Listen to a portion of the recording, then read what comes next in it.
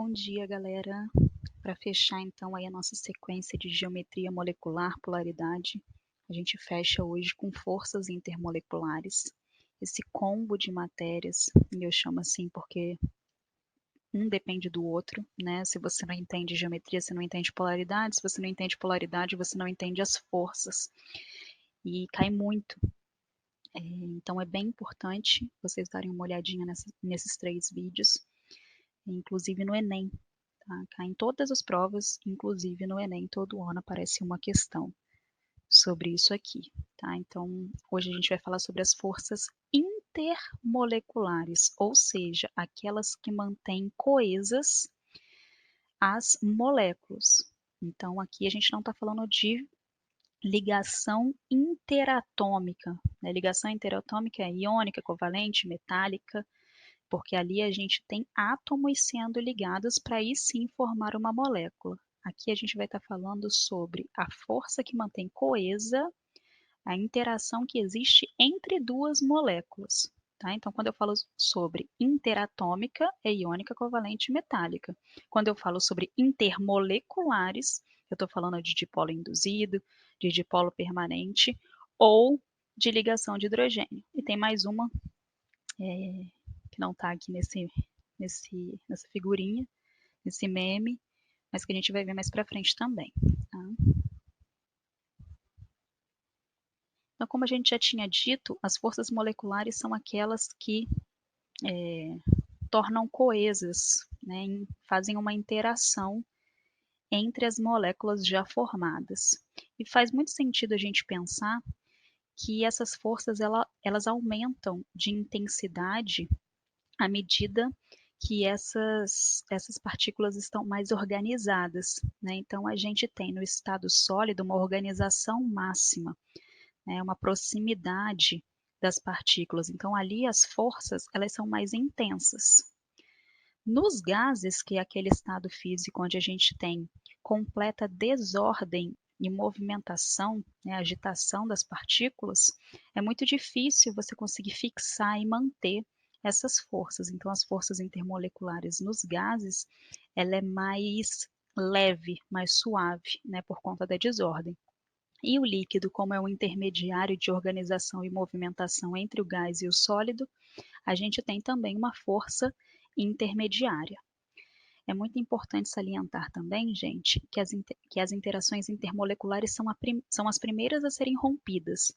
Então, se a gente aumenta a temperatura, aplica alguma forma de energia, as forças intermoleculares vão ser rompidas antes das interatômicas. Né? É mais fácil a gente romper uma interação do que uma ligação.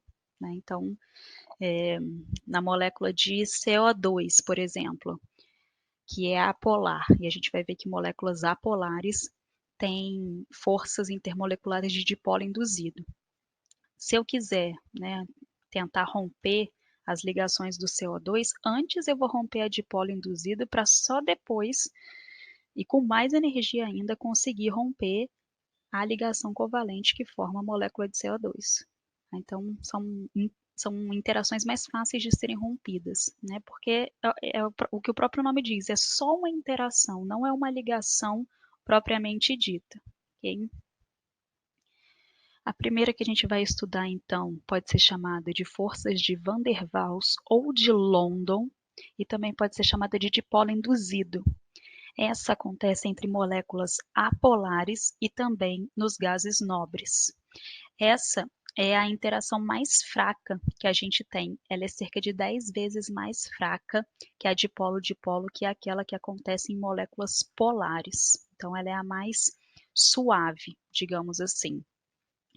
Mesmo as moléculas sendo apolares, em algum momento, devido à movimentação dos elétrons na eletrosfera, pode ser que um dos lados da molécula fique mais denso eletronicamente. Pode ser que em algum momento a densidade eletrônica seja desviada, deslocada para um só lugar dessa molécula. E aí a gente vai criar instantaneamente um dipolo, né? Vai criar um polo negativo para o lado que está mais densamente carregado de elétrons, e consequentemente o lado que está defasado em elétrons vai ficar positivo. E aí, essa molécula que está momentaneamente polarizada vai induzir com que uma outra próximo dela também sofra essa polarização. E a gente sabe que a parte positiva ou a negativa que entrar em contato com a outra vai fazer com que outra carga ocorra, né, apareça. Então, se eu estou, igual nesse caso, aproximando o lado positivo dessa molécula polar que estava distribuída de forma homogênea, se eu estou aproximando a parte positiva, vai criar aqui, na proximidade da positiva, uma negativa, e assim sucessivamente, porque cargas opostas se atraem. Então, mesmo nas apolares, em algum dado momento, essa movimentação tão rápida dos elétrons pode fazer surgir um polo, e esse polo vai acabar induzindo outras moléculas também a se polarizarem, né? As forças de Van der Waals ou de London, ou de polo induzido, são aquelas que permitem que as lagartixas consigam andar nas paredes ou no teto, né? A aderência que acontece entre a pata da lagartixa e a superfície por onde ela anda cria uma força fraca, né? Porém, uma força que seja suficiente para que ela consiga aderir ali na parede e não cair. Por imitação, né, vários cientistas estão tentando recriar essa ideia, né, para que uma pessoa possa subir, né, uma parede ou num teto, né, meio Homem-Aranha, digamos assim, né. Um outro filme que mostra isso claramente, essa tentativa de usar a mesma tecnologia que tem ali nas patinhas da lagartixa, é a Missão Impossível, né. Quem já assistiu a saga toda aí, muito bom inclusive, tem várias cenas e que, com uma luva, o personagem do Tom Cruise, o Ethan, ele consegue escalar um prédio, né? Nesse Protocolo Fantasma, se não me engano, ele está escalando um prédio enorme lá em Dubai. Coisa de filme mesmo, mas é uma tecnologia possível, digamos assim. Talvez não para escalar o prédio mais alto do mundo, mas possível. Então, estou falando isso da lagartixa porque cai nas questões, por incrível que pareça. Vem contando uma historinha ali da lagartixa e pergunta qual a força responsável para que isso aconteça. A segunda força intermolecular é a dipolo-dipolo, que também pode ser chamada de dipolo permanente ou simplesmente de dipolo. Já lá na dipolo induzida, a gente tinha moléculas apolares. Aqui a gente vai ter moléculas polares. Então, nas moléculas polares, a gente tem, por diferença de eletronegatividade, um elemento que, por ser mais eletronegativo, vai atrair o par de elétrons na ligação para próximo dele. No nosso caso aqui do HCl, o cloro é mais eletronegativo, então ele tem a capacidade de trazer esse par de elétrons para próximo de si, criando uma carga parcialmente negativa, ou seja, a gente tem os elétrons, né, a nuvem eletrônica toda deslocada para o lado do cloro, criando esse parcialmente negativo, enquanto o hidrogênio que está defasado em elétrons fica parcialmente positivo. Como várias moléculas de HCl juntas já possuem esse dipolo, por isso se chama dipolo-dipolo, né? Já que a gente está falando de forças intermoleculares entre moléculas, uma molécula de HCl sozinha tem um dipolo, que vai se ligar ao dipolo de uma outra molécula e assim eles vão interagir, lembrando sempre que o polo positivo é atraído pelo negativo. Um caso extremo de dipolo-dipolo vai acontecer quando o hidrogênio estiver diretamente ligado a átomos pequenos e muito eletronegativos. Se a gente for lembrar lá da fila de eletronegatividade, os 3 primeiros elementos mais eletronegativos são o flúor, o oxigênio e o nitrogênio. Esses elementos são pequenos, fortemente eletronegativos e, quando ligados ao hidrogênio, vão formar um novo tipo de força intermolecular, que é a ligação de hidrogênio. Talvez seja a mais famosa, que mais cai no vestibular, né? Essa forte atração, ela acontece principalmente no sólido, no líquido. A gente já viu que os gases, por conta da desordem desse estado físico, a gente não consegue fixar, né, fazer ligações. Imagina fazer ligação tão forte quanto a ligação de hidrogênio, né, que precisa de uma coesão. Então, ligação de hidrogênio só existe no estado sólido e no estado líquido por conta da organização dessas partículas, tá? Então, a gente precisa ter ou flúor, ou oxigênio, ou nitrogênio ligado diretamente ao hidrogênio. Então, só vale para esses três. É o FON-H, né, o macetezinho que a gente usa. Okay? E eu falo ou porque só precisa ser um deles, não precisa ser os três ao mesmo tempo. Okay? Se a gente vê aqui as ligações de hidrogênio que se formam na água líquida e na água no estado sólido, no gelo, a gente consegue perceber que na água líquida a gente tem as moléculas ligadas de forma tridimensional, mas de forma desorganizada. Já no gelo, e até por conta disso o formato, né, da neve, tem muitas fotos disso, no gelo a gente tem elas arrumadas, né, organizadas numa rede cristalina, além de organizada, espaçada. A gente tem um determinado espaço entre uma molécula e outra. Isso resulta no fato do gelo ser menos denso do que a água. E realmente, se a gente coloca um cubo de gelo num copo d'água, ele flutua, comprovando que ele é menos denso. A ligação de hidrogênio traz para a água e para outros líquidos uma propriedade que se chama tensão superficial. A tensão superficial acontece em todos os líquidos, mas na água ele é um fenômeno intenso, né, que a gente consegue perceber no dia a dia. Então, as moléculas que estão no interior do líquido, elas atraem e são atraídas pelas moléculas vizinhas. Então, é como se ela tivesse sendo rodeada por outras moléculas de água fazendo a ligação de hidrogênio, enquanto aquelas que estão na superfície só encontram vizinhas para baixo e para os lados, né? Não tem vizinhas para cima. Então ali vai se criar uma película, né? Como se fosse um elástico, uma película mais resistente nessa superfície. A gente tem aqui esse exemplo do copo d'água que dá para ver claramente essa película que é formada e na piscina também. Essa película, óbvio, né, que com a massa do nosso corpo mais pesado, a gente não consegue, a película não consegue resistir. Porém, se a gente pega um inseto, uma aranha, né, que tem uma massa menor, a gente consegue perceber eles boiando, né? Eles conseguem andar sem afundar, né? Como se a gente tivesse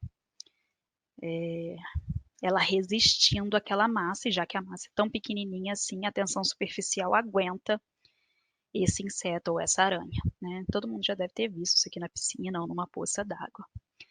É um filme também muito bom, já é antigo, mas vale muito a pena ver se tiver passando algum dia. É o filme do Todo-Poderoso, do Jim Carrey. Tem uma cena que ele e Deus, que é o Morgan Freeman, eles estão batendo um papo, e quando a gente vai ver, é um papo entre Deus e um ser humano qualquer, né? Eles estão andando sobre as águas, como a passagem bíblica, né? E aí ele percebe que ele está andando na água e ele fica empolgadíssimo, faz até uma dancinha. Uma outra característica que a tensão superficial ajuda a existir é a questão da immiscibilidade, ou seja, de dois líquidos não se misturarem. A tensão superficial, ela mantém íntegra, né, a interface entre esses dois líquidos. Então, quando eu misturo água e óleo, a água fica embaixo, o líquido fica em cima, e a tensão superficial da água, ela suporta o, o óleo, não deixando os dois se misturarem, né? Já a íon dipolo, né, que não apareceu lá no primeiro, mas ainda tem uma evolução aqui do Bob Esponja, né, uma evolução master, porque é a interação mais forte, ela é extremamente forte e vai acontecer quando um íon é atraído pelo polo de uma molécula polar. Por isso, íon dipolo. Um íon junto de uma molécula polar que faz dipolo, né? Lá ela fazia, no nosso outro exemplo, ela fazia dipolo porque era ela que tinha dipolo e uma outra molécula que também tinha dipolo. Aqui a gente tem um íon interagindo com o dipolo dessa molécula polar. É muito interessante e importante a gente falar que se a gente tiver um ânion, como é o caso do cloreto, ele vai atrair a parte positiva, parcialmente positiva da água, por exemplo, que são os hidrogênios. Já o sódio, ele vai ser atraído pela parte parcialmente negativa, né, já que cargas opostas se atraem e vai acontecer esse essa formação aí em volta do sódio. Então acontece se você tiver íons, então precisa de uma ligação iônica. Uma propriedade que deriva das forças intermoleculares é o ponto de fusão e o ponto de ebulição. Das 4 forças que a gente viu, a íon dipolo é a mais intensa, a mais forte, seguida pela ligação de hidrogênio, dipolo-dipolo e, por último, que é a mais fraca, a dipolo induzido. Então, a gente tem essa sequência de interação. E como interações mais fortes são mais difíceis de ser rompidas, a gente precisa de mais calor, mais energia. Então, quanto maior for a intensidade da interação, maior é o ponto de fusão e o ponto de ebulição daquela substância. Então, se a gente tem substâncias iônicas, ela tem maior ponto de ebulição daquelas que têm ligação de hidrogênio, daquelas que têm dipolo-dipolo, e por último, a que tem o menor ponto de fusão e ponto de ebulição, a de dipolo induzido. Bom, coloquei aqui um exemplo que é clássico, né? Essa questão sempre cai, entre o HCl, o HF, o HBr e o HI, né? São os hidrácidos formados pelos elementos da família 17. Peço para você colocar em ordem decrescente de ponto de fusão e ponto de ebulição. Olhando para essas 4 moléculas, a gente rapidamente separa o HF das outras, porque é o único que faz ligação de hidrogênio. HCl, HBr e HI, todos eles, por serem polares, fazem dipolo-dipolo. E a gente sabe que ligação de hidrogênio é mais intensa do que a dipolo-dipolo. Então, o HF já está ali como campeão, como primeiro lugar de ponto de fusão e ponto de ebulição. Como eles estão empatando na força intermolecular, o nosso quesito de desempate é a massa. Quanto maior a massa, maior o ponto de fusão e ponto de ebulição. Então, entre HCl, HBr e HI, quem fica em segundo lugar é o HI, porque ele tem a maior massa dentre os 3. Em terceiro lugar fica o HBr e, por último, o HCl, já que o cloro tem a menor massa comparado com o bromo e com o iodo. Então, o primeiro ponto é decidido pela ligação, pelo tipo de ligação intermolecular.